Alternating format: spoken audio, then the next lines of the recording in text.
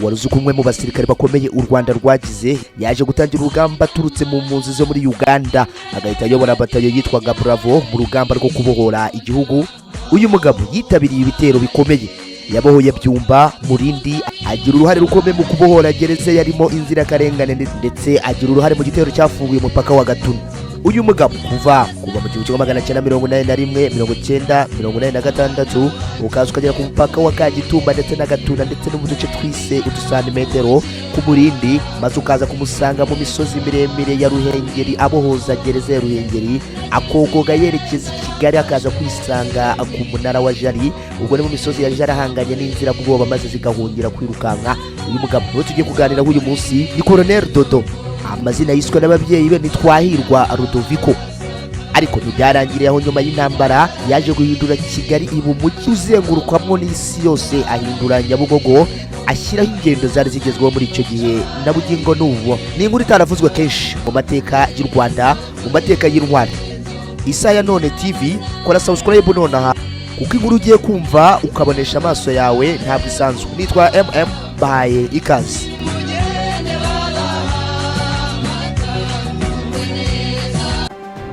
Ibihe byiza rero inshuti z'amateka, nk'uko bisanzwe amateka atabye munsi y'ubutayu bwa Sahara ndetse no munsi y'inyanja no mu mashyamba atandukanye. Uyu munsi reka tuvuge ku mateka y'intwari ikomeye cyane mu rugamba rwo kubohora igihugu guhera ku itariki ya mbere Ukwakira 1990. Reka nanjye mu buryo bwanjye tekereza umwana w'imyaka 9 utaruzi ko imodoka isa, utarigeze wicara mu modoka n'umunsi n'umwe, utarigeze abona imodoka zikurikirana mu muhanda zitwaye abantu. Uyu mwana yavukiye mu majyaruguru ya Uganda mu mwaka wa 1960. Amazina yahawe n'ababyeyi ni Twahirwa Dodo. Uyu yaje kumenyekana ku izina ryamugize ikirangirire mu isi ndetse no mu mateka yo kubohora igihugu cy'u Rwanda. Iryo zina yamenyekanyeho kuva mu bari mu icuraburindi i Kigali muri CND ukagenda ukageza mu ntara enye zose zigize igihugu cy'u Rwanda, aho yatambukaga n'ingabo yabaga yoboye yitwaga Dodo. Yavukiye mu mpunzi nk'abandi banyarwanda, ariko ntiyari impunzi isanzwe. Uko nakunze kubibabwira rero, iyi ni inkundura yabaye mu myaka yo hambere mu Rwanda yaririmo kumenesha ubwoko bw'Abatutsi maze bakerekezwa ishyanga akandi bari mu gihugu cyabo cyababyaye. Ibi byabaye mu 1959 n'indi myaka yagiye ikurikira. Aha rero ababyeyi b'intwari Dodo nubwo bisanze mu nkambi z'impunzi mu gihugu cya Uganda, maze nawe yisanga ari umwana uvutse atazi wabo kandi yakagombye gukura akina n'imetavu y'iwabo. Yakuriye mu muryango w'abatunzi bafite inka nyinshi, nibyo byari bisobanutse cyane. Inka zari ikimenyetso cy'ubukire, icyubahiro n'ubuzima mu banyarwanda bo hambere.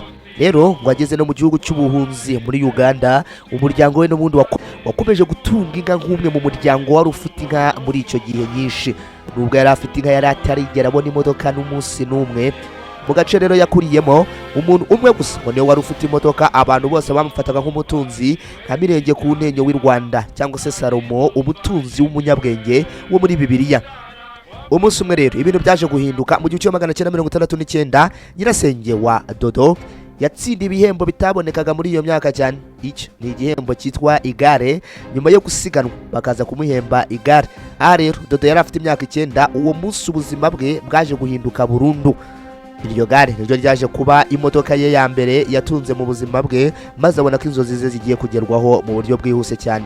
Mu 1981 yafashe icyemezo gikomeye cyane, yinjiye mu gisirikare cya Uganda NRA. Mu mateka nagiye mbabwira, mwagiye mwumvaho abasore b'impunzi bagiye bishyira hamwe maze bagahuriza imbaraga zabo hamwe bakinjira mu gisirikare cya NRA. Igisirikare cyari kigezweho muri icyo gihe cya Museveni, nacyo cyari gifite intego n'umugambi wo kubohora Uganda ku butegetsi bwa Obote. Rero mu 1981 nibwo Colonel Dodo wamenyekanye cyane mu rugamba rwo kubohora u Rwanda yaje kwinjira mu gisirikare cya NRA, ariko umugambi ari umwe, inzozi ari zimwe. Rero izina Dodo niho ryari rigiye kumenyekana cyane, kuko nyuma yo kwinjira mu gisirikare cya NRA yaje gufasha intare Museveni maze babohora Uganda, aho yamenyekanye cyane no mu gitero cyafashe Kampala mu 1986. Rero ubwo NRA yafataga ubutegetsi mu gihugu cya Uganda, ingabo zari ziyobowe na Dodo nizo zaje gushyira iherezo ku rugamba rwa Uganda rwo guhirika ubutegetsi bwa Obote. Ariko nubwo uyu musirikare ukomeye cyane yinjiye mu gisirikare cya NRA, ntabwo umugambi wari wo kwicara muri Uganda. Oya, igisirikare cya NRA cyamubonye nk'intwari ikomeye cyane. Ikindi gisirikare cyaje kumubona nk'intwari ikomeye cyane mu gufata uduce tugiye dutandukanye ni igisirikare cya RPA, ishami rya FPR Inkotanyi, umuryango wari wiyemeje kubohora abanyarwanda bari ku ngoyi y'ubutegetsi bubi. Nyuma y'imyaka 6 gusa rero yari amaze mu gisirikare cya NRA mu gihugu cya Uganda, yaje kubona ipeti rya kapiteni nk'umwe mu basirikare bari bagize uruhare mu kubohora Uganda. Mu 1990 igihe FPR Inkotanyi yatangizaga urugamba rwo kubohora u Rwanda, Dodo ntiyazuyaje. Kumwe mu banyarwanda bari baravukiye hanze kandi bari bafite ibigo bikomeye cyane mu gisirikare, yabaye umwe mu bantu bitabiriye uru rugamba mu bimbere cyane. Kuko tariki ya mbere Ukwakira 1990 ubwo RPA yafataga umwanzuro wo gutera igihugu, Dodo yari ari mu bantu bari inyuma gato bari baje gutera ingabo mu bitugu uyu mushinga wa leta tariki ya mbere Ukwakira 1990. Uyu musirikare w'agatangaza mu bitero bitandukanye mu operasiyo atandukanye nka yandi y'i Hollywood tujya tureba muri filime. Mu 1990 nibwo yaje kwinjira ku rugamba. Inkuru yabuze kibara rero ubwo tariki ya kabiri Ukwakira 1990 haje kubaho urupfu rw'umugaba mukuru wari uyoboye izi ngabo, General Major Fred Gisa Rwigema. Amateka ya Rudoviko Twahirwa wari uzwi ku izina rya Dodo nubwo yaje kumvikana neza cyane mu mitwe y'abasirikare bari ku rugamba ndetse n'abandi bari bashyigikiye igitekerezo hirya no hino mu Burayi, maze inzirabwoba za Habyarimana ndetse n'abandi bari bashyigikiye ubutegetsi bwa Habyarimana babona ko intambara itazoroha nta gahunda yo gusubira inyuma. Aha rero General Major Paul Kagame nibwo yaje kugera ku rugamba mu 1990. Gahunda ari ugusubiza ingabo ku murongo, zari zimaze guta icyizere mu buryo bufatika rwose bwagaragariraga amaso. Aha rero uyu mugabo nibwo yaje kumenyekana neza cyane muri operasiyo 1990 rero. Afande Peace ageze ku rugamba nibwo yaje gusubiza ingabo inyuma, maze biyemeza koroganiza ingabo, maze batangira ibitero bitandukanye byiswe agasantimetero. Ariko kwisonga igitero cyabimburiye ibindi ni igitero cya Gatuna. Iki gitero rero nicyo cyari kiyobowe n'uyu mugabo n'izindi batayo yari afatanyije nazo, uwo nta wundi ni Colonel Dodo. Aha yaje guhabwa batayo yitwa Bravo. Iyi batayo Bravo ni imwe muri batayo zarwanaga inkundura kugeza igihe zigeze ku ntsinzi maze zikigarurira agace zabaga ziyemeje. Inzirabwoba niko zamenye izina Dodo hamwe na Bravo yarayoboye mu 1990. Uyu munyabigwi Colonel Twahirwa Dodo wari uzwi ku izina rya Dodo, igitero cya mbere yakoze akigera ku rugamba ni igitero cyafunguye umupaka wa Gatuna kiyobowe n'umunyabigwi Lieutenant Twahirwa Dodo ku mabwiriza ya Afande Peace cyangwa se ayoboye batayo yitwaga Task Force. Kandi iki ni igitero cyatumye inzirabwoba za Habyarimana zicanganyikirwa mu mutwe maze zikabona ko amazi atari yayandi, kuko ibi byaje gutuma ingabo za RPA zigarurira Umutara maze zitambuka zemye bizorohera kwinjira mu birunga aho zari zigiye gutegurira none operasiyo karahabutaka yo gukomeza urugamba paka bageze i Kigali. Iki gitero cyo ku mupaka wa Gatuna bakigarura Umutara wose maze bakisanga mu birungo aho bari bagiye gutegurira intambara, cyatumye isi yose ibona ko intambara itazoroha ndetse intambara itazigera irangira. Ni nabwo Habyarimana yatangiye kwiruka amahanga yose atabaza. Rero byari ngombwa kuri Afande Peace kugira ngo ahurize abasirikare hamwe maze abagaruremo morale nyuma yo gutakaza morale kubera kubura umugaba mukuru wabo General Fred Gisa Rwigema. Iki gitero rero cyari kiyobowe n'umunyabigwi Dodo, nicyo cyatumye benshi batangira kubona ko ari intwari ku rugamba n'ibindi bitero bitandukanye yagiye agaragaramo mu rugamba rwo kubohora igihugu. Aha rero abasore ba Afande Peace bamaze kwiyegeranya bafashe icyo kurya n'icyo kunywa, nibwo uyu mugaba mukuru w'ingabo za RPA nyakubahwa Paul Kagame nibwo yafashe ikarita maze ashushanya neza igitero cyabaye cy'amateka cyatumye abanyarwanda bose babona ko umugambi w'Inkotanyi ugiye kugerwaho. Iki ni igitero cyafunguye gereza ya Ruhengeri maze agafungurwamo benshi bari bafungiyeyo, harimo nka Major Rizende ndetse n'abandi banyapolitike bari bakomeye muri icyo gihe nka Muvuna Nyambo. Aha rero nibwo noneho isi yose yamenye ko RPA atari umutwe, ari abantu bafite intego imwe yo kubohora igihugu. Iyi ni operasiyo yakozwe mu munsi umwe gusa mbere yuko basubira inyuma bakagaruka mu birunga. Cyari igitero kigiye kwereka amahanga ko Inkotanyi zije kandi gahunda ari ugusonga imbere nta gusubira inyuma.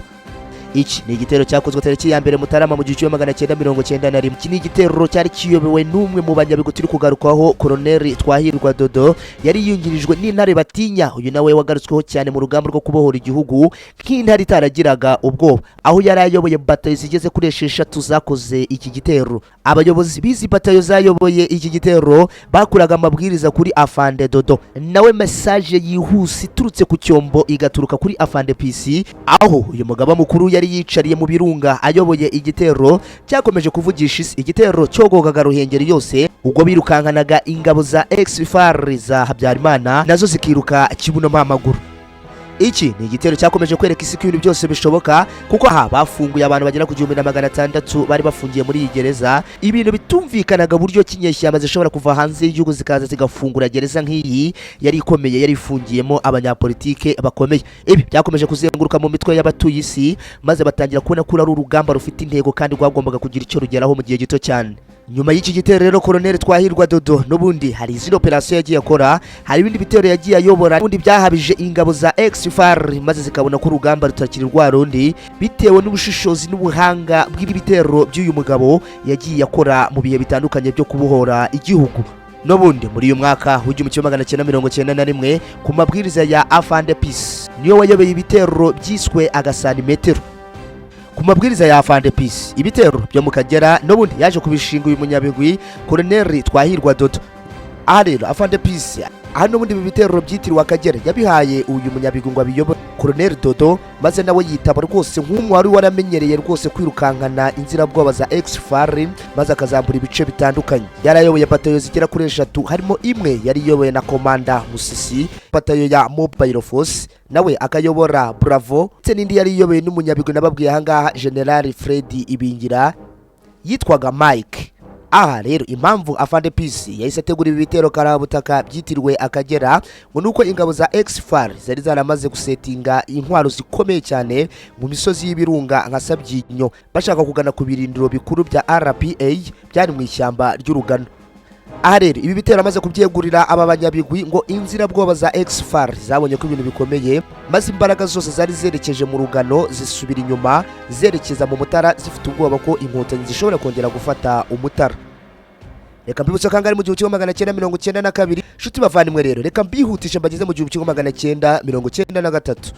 Colonel Dodo niwe wamenyekanye mu bitero byitiriwe iya munani mu 1993, maze ku mabwiriza ya Afande Peace yahawe message ku cyombo imubwira ko agomba kwigarurira ibice bya Gatsibo, maze nawe n'abahungu yari ayoboye ku muvuduko kuri hejuru cyane birukankana ingabo za ex-FAR zafashwaga n'abasirikare batandukanye, maze ingabo za ex-FAR nazo n'ubwoba bwinshi cyane zikuramo akarenge kazo ziriruka zirahunga.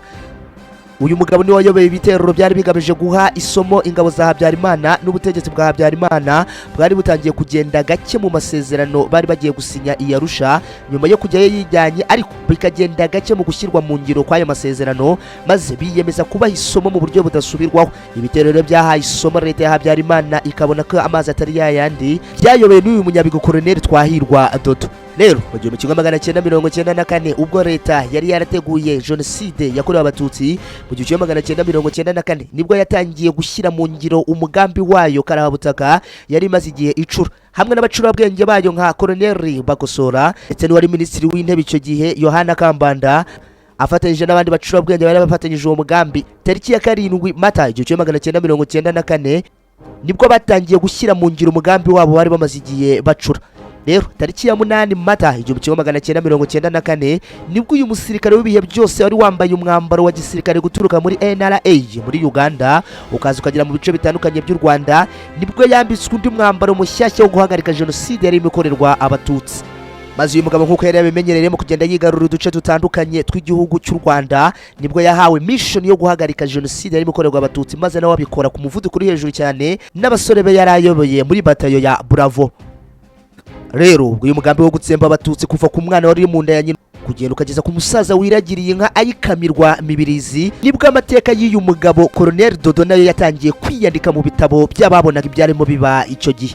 Rero uyu mugabo afatanyije na batayo yitiriwe ingabo 600 zari muri sende. Izi ni ingabo nzabagarukira mu kiganiro cyanjye gitaha neza nk'abaviri muzi amateka y'izi ngabo, kuko mwagiye mwumva ko amabatayo yose yabaga afite amazina yayo. Iyi batayo y'abagabo 600 bari muri sende yari ifite izina ryitwa Rukaga, yari iyobowe na Lieutenant Colonel Charles Kayonga.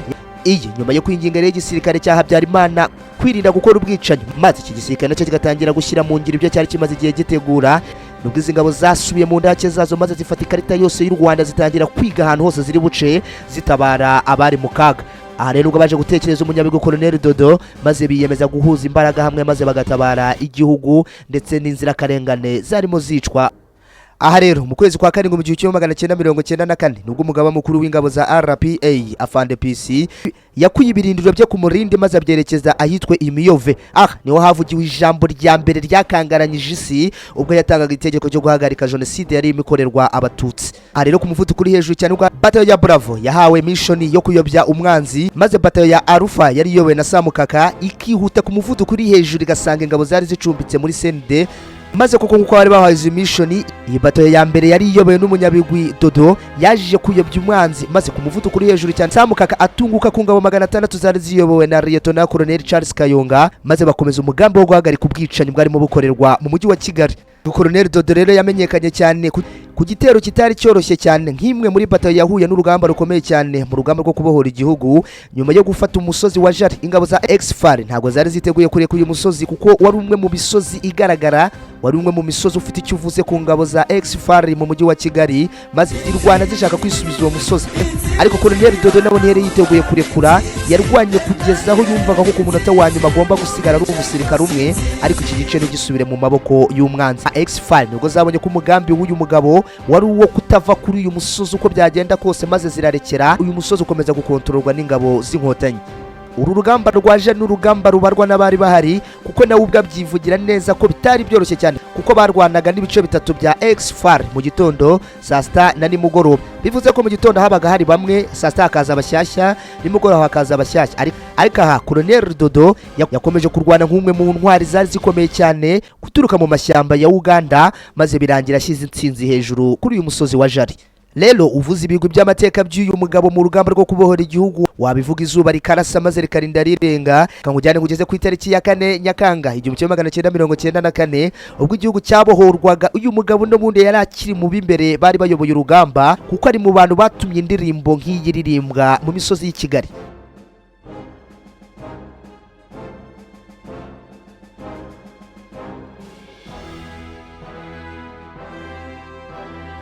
Rero nyuma yo kubohora igihugu n'ubundi uyu mugabo yakomeje koherezwa mu bice bitandukanye byari byarafashwe na RPA, wakomeze kubikontorora nk'umwe mu banyabigwi bari bakomeye muri icyo gihe mu rugamba. Koko yaje koherezwa Gisenyi, ni nabwo umujyi wa Gisenyi wabohorwaga neza bururu bw'ingabo za Exfar zerekezaga mu mashyamba ya Kongo. Uyu mugabo yakomeje gukontorora ibice byari byarafashwe na RPA kugeza ku itariki ya 17 Nyakanga 1994 ubwo itangazo rya FPL Inkotanyi ryasohokaga rivuga ko urugamba rwo kubohora igihugu rurangiye.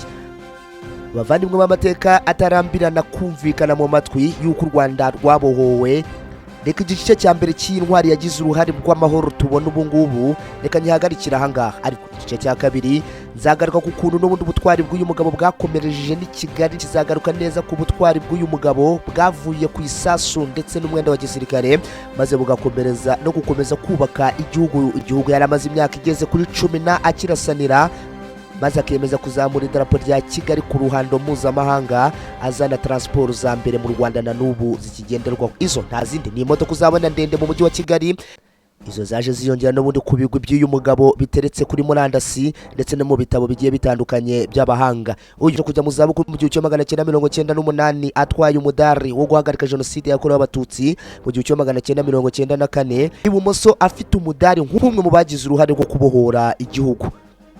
Ndabashimiye rero, reka dusubire mu gice cya kabiri cy'uyu munyabigwi. Ngaho rero kanda subscribe ku Isaha Yanone TV kugira ngo ibiganiro bitaha bizaze bisubiza ibibazo wibaza ubu. Nitwa MM, Imana irabakunda.